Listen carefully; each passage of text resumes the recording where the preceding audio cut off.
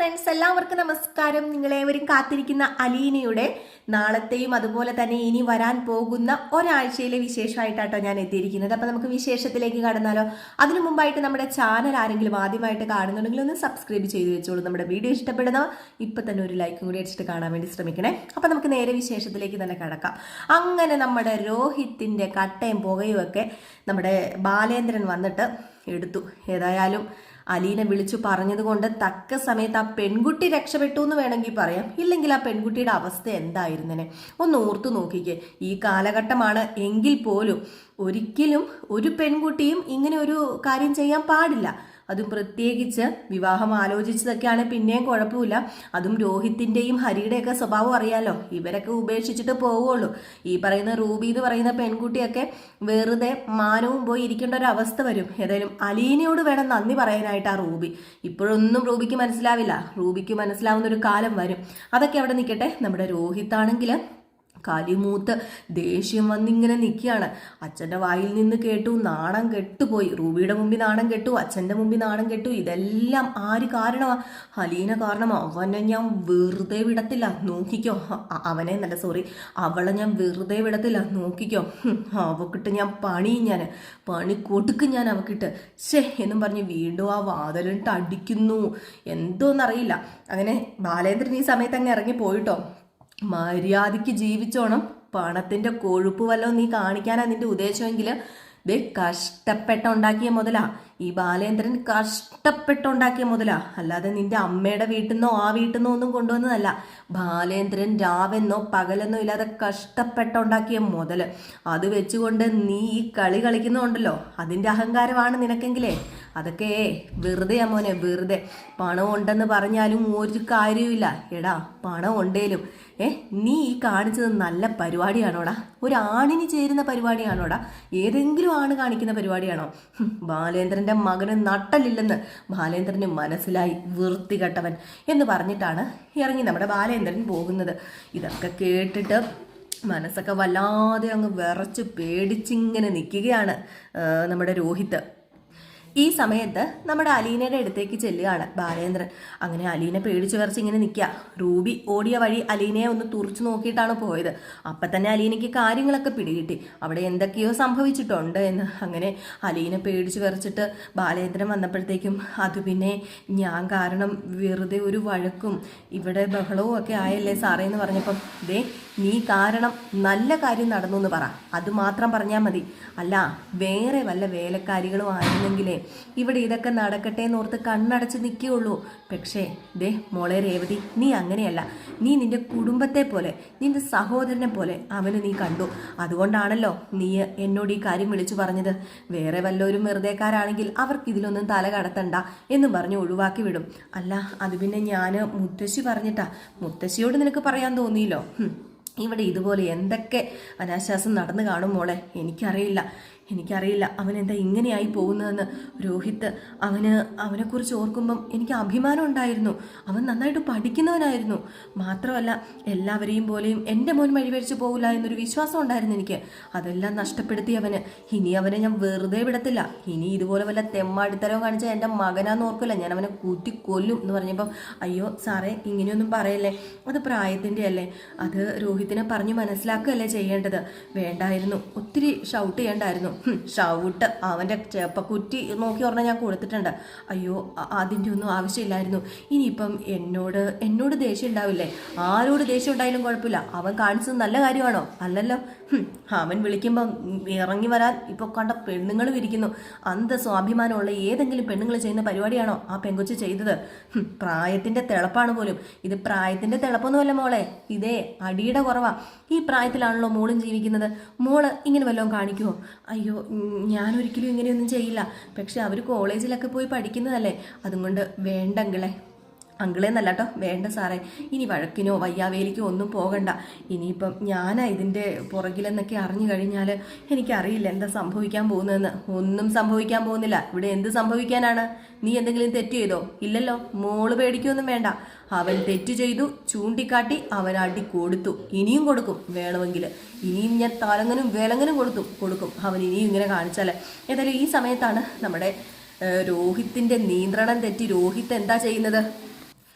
അതും ഇതും വലിച്ചു വാരി എറിഞ്ഞു പൊട്ടിക്കുകയാണ് കേട്ടോ. പൊട്ടിക്കുക എന്ന് പറഞ്ഞിട്ടുണ്ടെങ്കിൽ ആ റൂമിനകത്ത് എന്തൊക്കെ സാധനം ഉണ്ടായിരുന്നോ അതൊക്കെ വലിച്ചെറിഞ്ഞു പൊട്ടിക്കുകയാണ്. കണ്ണാടിയുടെ ചില്ലൊക്കെ ഇടിച്ച് തകർക്കുകയാണ്. വല്ലാത്ത രോഷം കൊണ്ട് നിൽക്കുകയാണ്. ഈ ഒച്ച കേട്ടപ്പോഴത്തേക്കും അലീന, അയ്യോ സാറേ മേളിൽ എന്തൊക്കെയോ ഒച്ച കേൾക്കുന്നു, സാറൊന്ന് പോയി നോക്കിയേ എന്ന് പറഞ്ഞപ്പോഴത്തേക്കും നമ്മുടെ ബാലേന്ദ്രൻ പെട്ടെന്ന് എന്ത് ചെയ്തു, പോയി നോക്കി. അപ്പം മുത്തശ്ശി വിളിക്കുന്നുണ്ട്, അലീനെ എന്താ മോളെ അവിടെ ശബ്ദം കേൾക്കുന്നത് എന്ന് ചോദിക്കുന്നുണ്ട്. അപ്പം അലീനയാണെങ്കിൽ നേരെ മുത്തശ്ശിയുടെ അടുത്തും പോയി. അങ്ങനെ നമ്മുടെ രോഹിത്തിന്റെ റൂമിൽ ചെന്ന് നോക്കിയപ്പോഴത്തേക്ക് രോഹിത്തിന്റെ റൂമൊക്കെ കിടക്കുന്ന കിടപ്പാണ്. അവിടെ ഒറ്റ സാധനമില്ല, എല്ലാം വലിച്ചെറിഞ്ഞ് കസേരയും അവിടെ ഇരുന്ന് സ്റ്റഡി ടേബിളും മറ്റേ ടേബിൾ ലൈറ്റും എല്ലാം വലിച്ചെറിഞ്ഞ് പൊട്ടിച്ചിട്ടേക്കാണ്. അപ്പോഴത്തേക്കും നമ്മുടെ ബാലേന്ദ്രൻ റൂമിനകത്ത് കയറി ചെന്നതേ ഇങ്ങനെ ചോദിച്ചു, ഇത് എന്താടാ നീ കാണിച്ചിട്ടിരിക്കുന്നത്, നിനക്കതാ ഭ്രാന്തോന്ന് ചോദിച്ചപ്പം എനിക്കേ ഭ്രാന്ത് ഭ്രാന്ത്, എന്നെ നിങ്ങൾ ഇൻസൾട്ട് ചെയ്തില്ലേ, എനിക്ക് മനസ്സിലായി, എനിക്കെല്ലാം മനസ്സിലായി. അവളുടെ മുമ്പിൽ വെച്ച് നിങ്ങൾ എന്നെ തല്ലിയില്ലേ, അതും നിങ്ങളുടെ ഒപ്പം വളർന്നൊരു മോനല്ലേ ഞാൻ, നിങ്ങൾക്ക് എങ്ങനെ എന്നെ തല്ലാൻ തോന്നിയെന്ന് പറഞ്ഞുകൊണ്ട് വല്ലാത്തൊരു മാനസികാവസ്ഥയിൽ എന്തോ രോഹിത് അങ്ങ് വല്ലാണ്ട് ഷൗട്ട് ചെയ്യാണ്. അപ്പോഴത്തേക്കാണെങ്കിൽ നമ്മുടെ ബാലേന്ദ്രൻ, എന്താടാ നീ കാണിച്ചു കൂട്ടുന്നത്, തെറ്റ് ചെയ്യുമ്പോൾ പിന്നെ തല്ലാതെ നിന്നെ പിടിച്ച് ഉമ്മ വെക്കാൻ പറ്റുമോ, എനിക്കറിയാം ഇതിനെല്ലാം കാരണക്കാരി അവൾ ഒറ്റ ഒരുത്തി. ആരെക്കുറിച്ചാണ് നീ പറയുന്നത്, സർവൻ്റാന്ന് പറഞ്ഞ ഒരുത്തി ഇവിടെ കൊണ്ട് നിർത്തിയിട്ടുണ്ടല്ലോ എല്ലാവരും കൂടി, അമ്മ പറഞ്ഞിട്ടും അവളെ നിങ്ങൾ വിട്ടയക്കാൻ തയ്യാറാവുന്നില്ലല്ലോ. എനിക്കറിയാം എന്താ നടക്കാൻ പോകുന്നതെന്നൊക്കെ എനിക്കറിയാം. ദേ എനിക്കാണോ അവക്കാണോ ഇവിടെ സ്ഥാനം എനിക്കറിയണം, ഞാനിനി വീട്ടിൽ കയറില്ല, ഞാൻ ഇറങ്ങിപ്പോവുക എന്ന് പറഞ്ഞ് അവിടുത്തെ വാതിൽ ഒരൊറ്റ അടച്ചിട്ട് ബാലേന്ദ്രൻ റൂമിൽ നിൽക്കുകയാണ്. അപ്പോഴാണ് വാതിൽ ഒരൊറ്റ അടച്ചിട്ട് നമ്മുടെ ഹരിയല്ല രോഹിത് ഇറങ്ങി അങ്ങ് പോവുക. അലീനെ പേടിച്ച് വിറച്ചവിടെ നിൽക്കുക. അലീനെ ഒരു നോട്ടം നോക്കുന്നുണ്ട്, എൻ്റെ ഈശ്വര ഇപ്പം പിടിച്ച് തിന്നെന്ന് പറഞ്ഞൊരു നോട്ടം നോക്കിയിട്ട് അങ്ങ് ഇറങ്ങി പോകുന്നത്. അലീനയ്ക്ക് ഒന്നും പറയാനില്ല. അലീന എന്ത് പറയാനാണ്, എന്തെങ്കിലും പറയാനുണ്ടോ അലീനയ്ക്ക്? അലീന പറഞ്ഞു കഴിഞ്ഞാൽ ഒന്നും രോഹിത് അവിടെ കേൾക്കാൻ പോകുന്നില്ല. ഹരിയുടെ കൂടി സ്വഭാവം എല്ലാം കൂടി ഇങ്ങനെ ആക്കി വെച്ചിരിക്കുന്ന രോഹിത് അലീന പറയുന്നതല്ല ദൈവം തമ്പുരാൻ പോലും ഇറങ്ങി വന്നാൽ കേൾക്കില്ല. ഏതായാലും മറ്റേ പെങ്കൊച്ച് രക്ഷപ്പെട്ടു എന്ന് പറയാം, അത് മാത്രമേ ഉള്ളൂ ഇതിൽ. മറ്റേ പെങ്കൊച്ചിൻ്റെ മാനം പോയില്ല. ഇല്ലായിരുന്നെങ്കിൽ എന്താ അവിടെ സംഭവിക്കുക, അവരെ വേറെ കലാപരിപാടികളെല്ലാം നടന്നേനെ, ആ പെങ്കൊച്ചിൻ്റെ മാനവും പോയേനെ, ഇവൻ വേറെ പെണ്ണിൻ്റെ പുറകെയും പോയേനെ. അല്ലാതെ ഇപ്പം ക്രഷ് അടിച്ചിട്ട് വിവാഹമൊന്നും കഴിക്കാൻ പോകുന്നില്ലല്ലോ, എന്ത് ചെയ്യാനല്ലേ. ഏതായാലും ഈ സമയത്ത് വീണ്ടും നമ്മുടെ അലീന ബാലേന്ദ്രനോട് പറയാ, മേളിലേക്ക് കയറി വന്നപ്പോഴത്തേക്കും അലീന നോക്കിയപ്പോൾ റൂമെല്ലാം മൊത്തം അഴുക്കായിട്ട് കിടക്കുക. അപ്പോൾ അലീന ഇങ്ങനെ വല്ലാത്തൊരവസ്ഥയിൽ നിന്നിട്ട്, അയ്യോ സാറേ ഇതെന്താ, ഞാൻ കാരണമല്ലേ ഇതൊക്കെ സംഭവിച്ചത്, വെറുതെ വഴക്കും വല്ലായ്മയൊക്കെ ഞാൻ കാരണമല്ലേ ഉണ്ടായതെന്ന് പറഞ്ഞപ്പം, ദേ അലീന നീ അങ്ങനെ ചിന്തിക്കരുത്, ഇത് നീ കാരണമല്ല, നീ ഒന്ന് ഓർത്ത് നോക്കിക്കേ, അവൻ്റെ ഭാവി എന്തായി തീർന്നേനെ അതറിയാം എനിക്ക്. അതുകൊണ്ട് തന്നെയാണ് ഞാൻ അവൻ എൻ്റെ സ്വന്തം അനിയനായിട്ടാണ് കാണുന്നത്. അതുകൊണ്ടാണ് ഞാൻ അവനെ കുറേ പ്രാവശ്യം പറഞ്ഞ് തിരുത്താൻ നോക്കി, സാറിനെ അറിയിക്കേണ്ടെന്ന് വെച്ച് തന്നെയാണ് കുറേ പ്രാവശ്യം അവനെ പറഞ്ഞ് തിരുത്താൻ നോക്കിയത്. പക്ഷെ അതൊന്നും കേൾക്കാൻ അവൻ കൂട്ടാക്കിയില്ല. അതൊന്നും കൂട്ടാക്കാതെയാണ് അവന് അങ്ങനെ ചെയ്തത്. അതുകൊണ്ട് മാത്രം ഞാൻ സാറിനെ വിളിച്ചത്. ദേ അലീന പേടിക്കണ്ട. അല്ല പേടിച്ചിട്ടല്ല സാറേ, നിങ്ങളുടെ കുടുംബത്തിൽ ഞാൻ കാരണം ഒരു വഴക്ക് അങ്ങനെയൊന്നും കണക്കാക്കണ്ട. അത് പിന്നെ ഇനിയിപ്പം മേഡത്തിന് വിഷമാവോ? അല്ല മേഡത്തിന് വിഷമായ നിനക്ക് എന്താ കുഴപ്പം? മേഡത്തിന് വിഷമം വന്നാൽ നിനക്ക് വിഷമാവോ? അത് മേഡത്തിന് വിഷമം വന്നാലും എനിക്ക് വിഷമം ആകും. ഈ വീട്ടിൽ ആർക്ക് വിഷമം ഉണ്ടായാലും സങ്കടം ഉണ്ടായാലും എനിക്കും വിഷമാവും സാറേ. ഞാൻ ഈ വീട്ടിലല്ലേ നിൽക്കുന്നത്, ഇത് എൻ്റെ കുടുംബമായിട്ട് തന്നെയാണ് ഞാനിപ്പോൾ കാണുന്നത്. അലീനെ സമ്മതിച്ചു തന്നിരിക്കുന്നു കേട്ടോ. സത്യമായിട്ടും നിന്നെപ്പോലെ ഒരു സർവൻറ്റിനെ കിട്ടിയതെന്ന് പറഞ്ഞാലേ ഈ കുടുംബത്തിൻ്റെ ഭാഗ്യമാണ്. അത് വൈജയന്തിക്ക് ഇവിടുത്തെ മക്കൾക്ക് മനസ്സിലാവുന്നില്ലല്ലോ എന്നാണ് ഞാൻ ഓർക്കുന്നത്. സാരമില്ല, പോട്ടെ, എല്ലാം പോട്ടെ. നീ ഇനിയിപ്പോൾ ഇതിൽ കാര്യമായിട്ട് കൂടുതൽ ഇടപെടുകയൊന്നും വേണ്ട. അവന് പോയിട്ട് കുറച്ച് നേരം കഴിയുമ്പോൾ അവൻ ഇങ്ങോട്ട് തന്നെ വരും, അല്ലാതെ അവൻ എവിടെ പോകാനാ. ഏതായാലും നീ ഒരു കാര്യം ചെയ്യുക, എനിക്ക് ഭക്ഷണം എടുക്കും. ഏതായാലും ഞാൻ ചോറിൻ്റെ പോകുന്നുള്ളൂ എന്ന് പറയുകയാണ്. ഏതായാലും ബാലേന്ദ്രൻ അങ്ങ് ചോറിനിട്ടൊന്നും ഇറങ്ങുന്നൊന്നുമില്ല, വലിച്ചു വാരി എന്തൊക്കെയോ കയറ്റിയെന്ന് മാത്രമേ ഉള്ളൂ കേട്ടോ. ഈ സമയത്ത് നമ്മുടെ മുത്തശ്ശി അലീനയോട് ചോദിച്ച് വിവരങ്ങളൊക്കെ അറിയാം. അങ്ങനെ മുത്തശ്ശി ചോദിച്ചു, മോളെ അവിടെ എന്തൊക്കെയാണ് നടന്നത്, എന്താ അവിടെ സംഭവിച്ചത്? അത് പിന്നെ മുത്തശ്ശി വേറൊന്നുമല്ല, ഞാൻ സാറിനെ വിളിച്ചപ്പോൾ സാറ് വന്നു, രോഹിത്തിനെ ഒരടി കൊടുത്തു എന്നാണ് പറഞ്ഞത്. ആ പെങ്കൊച്ചിനെ ഇറക്കിയും വിട്ടു. ഇപ്പം രോഹിത്ത് റൂമെല്ലാം കുളവാക്കി അവിടെ എല്ലാം എറിഞ്ഞു പൊട്ടിച്ചു. അഹങ്കാരം പിടിച്ച ചെറുക്കൻ, അല്ലാതെ പിന്നെ എന്താ പറയുക. അല്ല അവൻ എങ്ങോട്ടാ പോയത്, എവിടെ പോയതാണെന്നൊന്നും എനിക്കറിയില്ല. അവനേതായാലും ഇറങ്ങിപ്പോയിട്ടുണ്ട്. ഞാൻ കാരണം ഇനി ഇവിടെ പ്രശ്നം ഉണ്ടാവുമെന്നാ മുത്തശ്ശി എനിക്ക് പേടി. നീ പേടിക്കുമൊന്നും വേണ്ട പെങ്കൊച്ചെ, നീ എന്തിനാ പേടിക്കുന്നത്? നീ കാരണം വന്ന പെണ്ണും രക്ഷപ്പെട്ടു, അവനും രക്ഷപ്പെട്ടു, അത് തന്നെ. അല്ലെങ്കിൽ പിന്നെ വല്ലതും സംഭവിച്ചു പോയാൽ നമ്മൾ ഉത്തരവാദിത്തം പറയേണ്ടി വരില്ലായിരുന്നോ? അതുകൊണ്ട് മോളൊന്നും കൊണ്ട് പേടിക്കണ്ട എന്നൊക്കെ പറഞ്ഞു കേട്ടോ. ഇതേ സമയം നമ്മുടെ ഹരിയുടെ അടുത്തേക്കാണ് നേരെ ചെന്നിരിക്കുന്നത്. ഹരീനെ ഫോൺ വിളിക്കുകയാണ് രോഹിത്. എന്നിട്ട് അവരെന്നും മീറ്റ് ചെയ്യാറുള്ളൊരു ചെറിയൊരു പിന്നെ കുളക്കടവോ അങ്ങനെയൊക്കെ പറയുമല്ലേ, ആ ഒരു സംഭവം തോന്നുന്നു. അപ്പോൾ അങ്ങോട്ടേക്കാണ് വിളിച്ചിരിക്കുന്നത്. അപ്പോൾ അവിടെ നമ്മുടെ ഹരി വന്നു. ഹരി വന്നിട്ട് ചോദിക്കുക, എന്താടാ, എന്താ സംഭവം, എന്താ സംഭവിച്ചത്? നീ വല്ലാതെ പരിഭ്രമപ്പെട്ടാണല്ലോ എന്നെ വിളിച്ചത്. അത് പിന്നെ ഞാനേ റൂബീനെയും കൂട്ടി വീട്ടിലേക്ക് പോയി. റൂബീനെയും കൂട്ടി അങ്ങോട്ട് ചെന്നപ്പം ആ വൃത്തികെട്ടവളില്ലേ, ആ അലീന, അവള് അച്ഛനെ വിളിച്ചു വരുത്തി. ഞാനും റൂബിലായിരുന്നപ്പം അച്ഛൻ കയറി വന്നു എന്ന് പറഞ്ഞ ഒരൊറ്റ ചിരി ഇരിച്ചോട്ടോ നമ്മുടെ ഹരി. എടാ, എന്നിട്ട് വല്ലതും സംഭവിച്ചോടാ? എടാ, വല്ല കലാപരിപാടി വല്ലതും നടത്തിയോടാ എന്നിങ്ങനെ ചോദിച്ചപ്പോൾ, എന്തേ നീ മിണ്ടാതെ അവിടെ ഇരുന്നോ? മനുഷ്യൻ ഇവിടെ മുള്ളേ നിൽക്കുമ്പോഴാ കലാപരിപാടി. അതെ, ഞാനവിടെ അപ്രോച്ച് ചെയ്യാൻ വേണ്ടി ശ്രമിച്ചതാ. കിസ്സിങ്ങും കാര്യങ്ങളൊക്കെ നടന്നു. പക്ഷെ ആ സമയത്തൊക്കെ അലീന എന്ന് പറയുന്ന അവളുണ്ടല്ലോ, ആ പണ്ടാരക്കാലത്തിൽ വന്ന് വാതിലെ മുട്ടി മനുഷ്യനെ ശല്യം ചെയ്യായിരുന്നു. ലാസ്റ്റ് ആണെങ്കിൽ അവൾ വിളിച്ചു വരുത്തി അച്ഛനെ. ആകെപ്പാടെ കുളമായി ചളമായി. അറിയില്ല, റൂബിയുടെ മുമ്പിൽ വെച്ച് പട്ടിയെ തല്ലുന്ന പോലെയാ എൻ്റെ അപ്പൻ എന്നെ തല്ലിയത്. ഞാനിനി പോവില്ലടാ ആ വീട്ടിലേക്ക്, നിർത്തി. എനിക്കിനി വയ്യ എല്ലാവരെയും ഫേസ് ചെയ്യാനായിട്ട്. അയ്യേ, ഇത്രയും കേസേ ഉള്ളൂ, ഇതിനാണോ നീ ഈ കിടന്ന് മെഴുകി വാരുന്നത്? എന്താണ് ഇതൊക്കെ ചീള് കേസ്? ഈ പ്രായത്തിലുള്ള ആമ്പിള്ളേരൊക്കെ ഇങ്ങനെ ചെയ്യൂടെ, അത് വീട്ടുകാർക്കും അറിയാം. വീട്ടുകാരിങ്ങനെയൊക്കെ പറയും, അതൊക്കെ നമ്മളങ്ങ് കണ്ണടച്ചാൽ മതി. ദേ, നിനക്ക് എന്നെ അറിയത്തില്ലേ? അലീനയുടെ കേസിന് ഞാൻ എന്തൊക്കെ പറഞ്ഞു. അന്നേരം ഞാൻ എല്ലാവരുടെയും മുമ്പിൽ തല പൊക്കി പിടിച്ച് നടക്കുന്നില്ലേ? ഇതൊക്കെ വലിയ കേസായിട്ടൊന്നും നീ എടുക്കരുത്. പിന്നെ വീട്ടിലേക്കൊക്കെയാണോടാ വിളിച്ചോണ്ട് പോകേണ്ടത്? നിനക്ക് വല്ല ഹോട്ടൽ റൂമിലും വല്ലതും വിളിച്ചോണ്ട് പോയാൽ പോരായിരുന്നു. നല്ല ഉപദേശമാണ് കേട്ടോ നമ്മുടെ ഹരി ഉപദേശിക്കുന്നത്. ഏതായാലും ഈ സമയത്ത് നമ്മുടെ രോഹിത് പറയും, എനിക്ക് വേറെ ആരോടും അല്ല, അച്ഛനോടോ വേറെ ആരോടും അല്ല പക, അവളോട്, ആ അലീനയോട്. അവക്കിട്ടൊരു പണി കൊടുക്കണം. അവക്കിട്ടൊരു പണി കൊടുത്തില്ല എനിക്ക് സമാധാനമില്ലടാ. അവളെ ആ വീട്ടിൽ നിന്ന് ഒന്നെങ്കിൽ അടിച്ച് വെളി കളയണം, അല്ലെങ്കിൽ അവക്കിട്ട് ഒരിക്കലും അവൾ മറക്കാത്ത പണി തന്നെ കൊടുക്കണം. അവൾ ഒരുത്തി കാരണമാണ് എൻ്റെ മാനം ഇന്ന് പോയത്. എടാ, നിന്റെ കൂടെ ഞാനില്ലേ, അവക്ക് പണി കൊടുക്കാൻ ഞാൻ നിന്റെ കൂടെ കൂടാം. അതുപോലെ നിനക്ക്. അവക്ക് ഒരു പണിയല്ല, നമുക്ക് 8ന്റെ പണി തന്നെ കൊടുക്കാമെന്ന് പറയാം. ഏതായാലും അലീനയെ പണി കൊടുക്കാനൊക്കെ നോക്കി ഇരിപ്പുണ്ട് 2 മക്കളും. ഇനിയിപ്പോൾ എന്താവുമെന്ന് അറിയില്ല. ഏതായാലും ഇനിയിപ്പോൾ വരാൻ പോകുന്ന കുറച്ച് വിശേഷങ്ങൾ ഞാൻ പറയാം കേട്ടോ. അതായത് ഇനി വരാൻ പോകുന്നതെന്ന് പറഞ്ഞാൽ, ഇനിയിപ്പം നാളെയും മറ്റന്നാളും അല്ല, കുറച്ച് കഴിഞ്ഞിട്ട് ഇത് വരത്തുള്ളൂ.